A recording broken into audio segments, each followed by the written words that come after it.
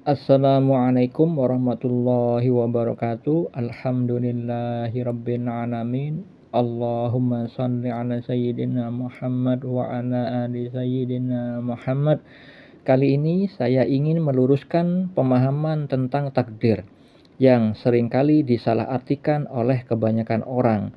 Saya melihat ada tayangan di YouTube kurang lebih diposting 6 tahun yang lalu.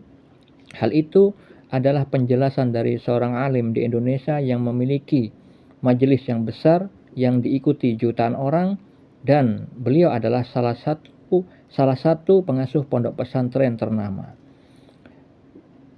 Ketika di dalam majelis itu ditanyakan oleh seorang santri, yang inti dari pertanyaan itu adalah, apakah bunuh diri adalah takdir dari Allah?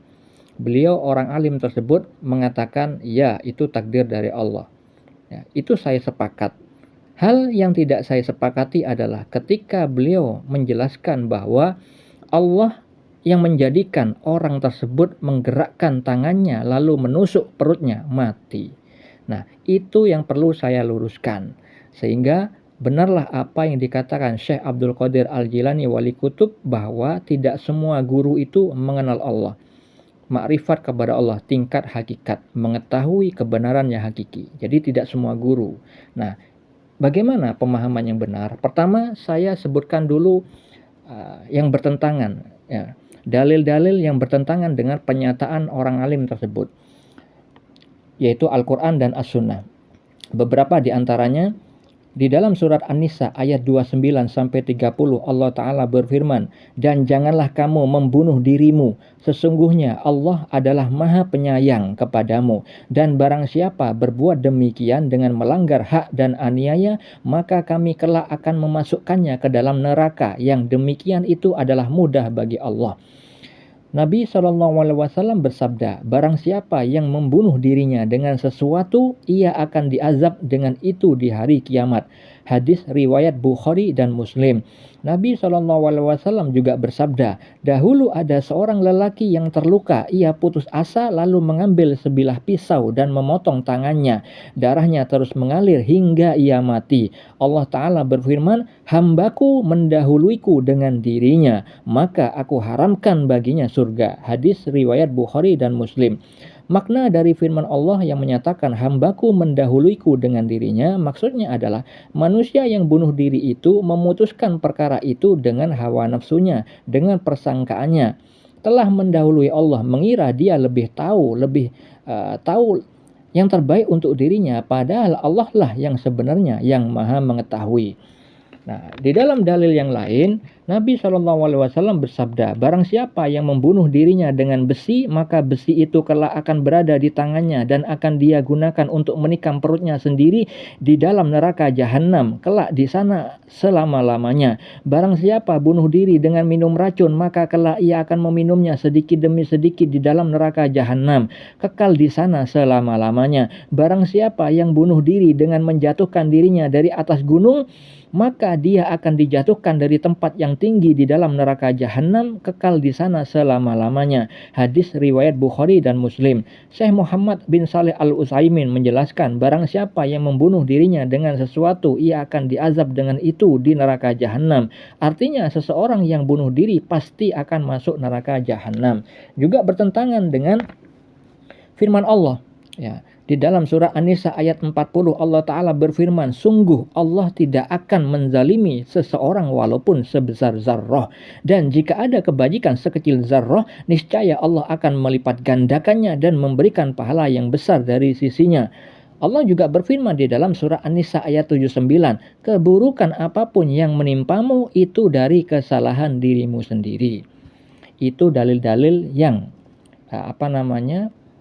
saya pegang, bahwa pernyataan orang alim tersebut itu tidak benar.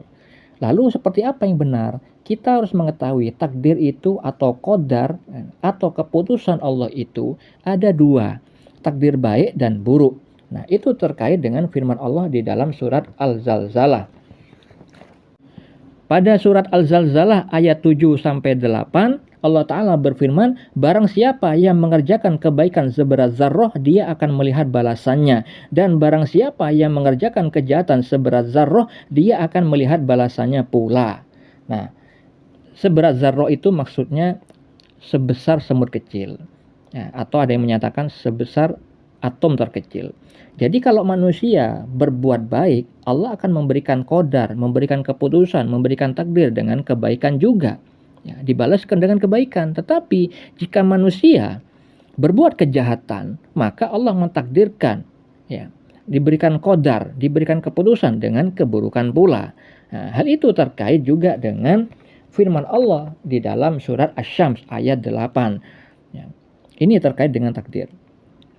Karena apa? Ada kodok atau ketentuan. Ketentuan Allah adalah di dalam surah Asy-Syams ayat 8. Allah Ta'ala berfirman, maka Allah mengilhamkan kepada jiwa itu jalan kefasikan dan ketakwaannya. Jadi manusia itu diuji dengan bebas berkehendak, bisa berbuat fasik atau dosa, dan juga bisa berbuat takwa atau patuh, taat kepada Allah Ta'ala dengan menjalankan perintahnya dan menjauhi larangannya.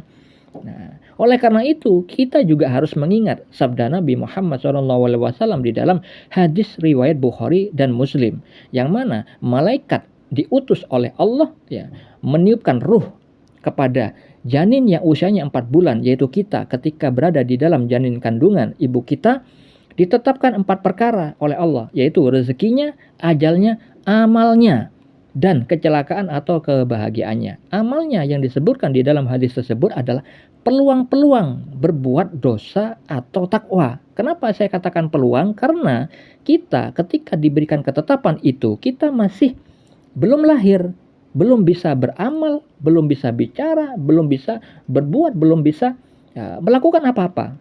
Maka itulah ketetapan Allah, itulah kehendak Allah, itulah kodok dari Allah, ketentuan.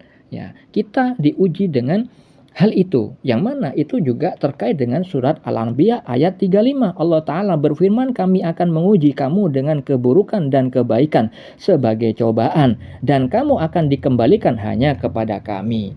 Nah, karena Allah menguji dengan kebaikan dan keburukan, ya, kita diberikan kesehatan, akal yang baik, ilmu, dengan sarana kita belajar kepada Al-Quran dan As-Sunnah sebagaimana Nabi Muhammad SAW, agar kita tidak tersesat selamanya, maka kita harus berpegang teguh kepada Al-Quran dan As-Sunnah sebagaimana Allah Ta'ala berfirman di dalam surat Ibrahim, di mana beliau diutus untuk mengajak manusia yang awalnya dari kegelapan menuju kepada cahaya, yang awalnya dari kebodohan, dari kekafiran menuju kepada petunjuk, menuju kepada makrifat kepada Allah, mengenal kepada Allah. Nah, oleh karena itu, kalau ada orang yang bunuh diri, bukan berarti Allah lah yang menggerakkan tangannya, melainkan Allah lah yang memberikan pembiaran. Ya, beda ya.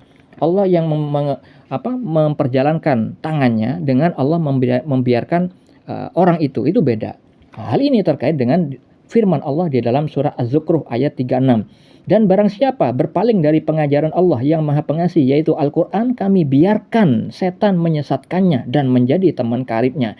Inilah penyebab Allah memberikan takdir, Allah memberikan qadar kepada orang yang seringkali berbuat maksiat, yaitu dia dikuasai setan, ya, setan menyesatkannya dan menjadi teman karibnya, akhirnya berbuat dengan tuntunan dari setan. Karena apa? Mereka berpaling dari pengajaran Al-Quran. Nah, oleh karena itu, Allah juga berfirman di dalam surat Al-A'raf ayat 30, sebagian diberinya petunjuk dan sebagian lagi telah pasti kesesatan bagi mereka. Sesungguhnya mereka menjadi setan-setan pelindung mereka, ya, selain Allah, dan mereka mengira bahwa mereka mendapat petunjuk. Jadi takdir Allah itu ada takdir baik dan ada takdir buruk. Keputusan Allah, ya, diberikan suatu keburukan, itu karena manusianya sendiri yang seringkali berbuat buruk.